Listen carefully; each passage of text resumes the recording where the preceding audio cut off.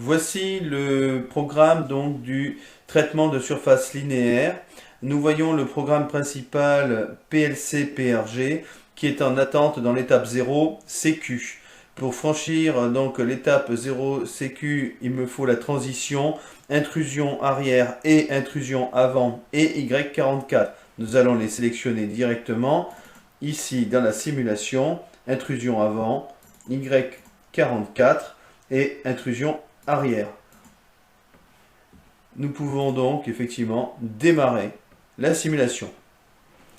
Pour pouvoir sortir donc de l'étape programme, il suffira de respecter la condition non présent Y44, non présent intrusion arrière ou non présent intrusion avant pour faire un reset. Une fois que nous avons démarré l'autorisation donc programme, nous allons dans le programme qui est lui à l'étape 0, début. Pour pouvoir franchir les transitions marche manu ou marche auto, il suffit de simuler donc notre commutateur. Pour l'exemple, nous allons prendre le commutateur marche manu.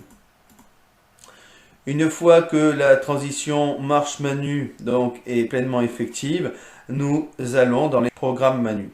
Le programme manu enclenche le ladder manu ainsi que la sortie gyro. Effectivement, nous voyons bien la sortie gyro active et le programme manu ici en attente d'instruction. La première ligne du programme manu nous indique donc les sécurités, le capteur bas, la possibilité donc de laisser le contact ouvert descente, la montée non effective non plus, on n'est pas en surcourse droit et on n'est pas en surcourse gauche. Le système attend ici en mode manu, il est en stop.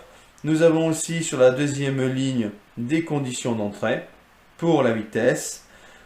Nous allons lui indiquer que nous sommes en bac 1, qui aurait pu être une des conditions effectives départ de notre programme. Voilà. Et à partir de là, nous voyons que nous pouvons faire donc des actions. Par exemple, nous allons simuler une descente. Pour ce faire, il suffit de lire en ligne 4 qu'il faut que j'appuie sur le bouton poussoir descente, puisque l'ensemble de la chaîne est activé et attend effectivement notre commande. Si j'appuie sur le bouton descente, la descente est activée via KM2 et nous voyons la sortie descente KM2 qui, elle, effectivement, demande à KM2 le fonctionnement. La descente se fait une fois que nous arrivons avec notre cuve en bas donc de la descente, capteur bas. Si je prends mon capteur bas, capteur haut, capteur bas, voilà, la descente est arrêtée.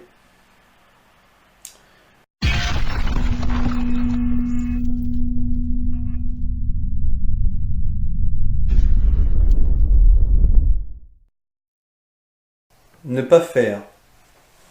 Nous voyons la chaîne de sécurité Y44, intrusion arrière, et il manque l'intrusion avant. Par exemple, intrusion arrière, ok, arrête bien le graphe. L'intrusion avant, arrête bien le programme. Nous voyons bien le programme manu, arrêté. Le gyro clignote tout le temps, mais manu, arrêté. Donc, dans le sous-programme manu, quand j'ai l'intrusion avant qui est opérationnelle car quelqu'un a passé le bras devant la détection, on voit par exemple que la descente reste pleinement effective et que la sortie descente KM2 reste à l'état 1. Je reprends. Intrusion présente ou pas présente, ma descente se poursuit en mode manuel. C'est identique pour le préventa. C'est identique pour l'entrée, intrusion arrière.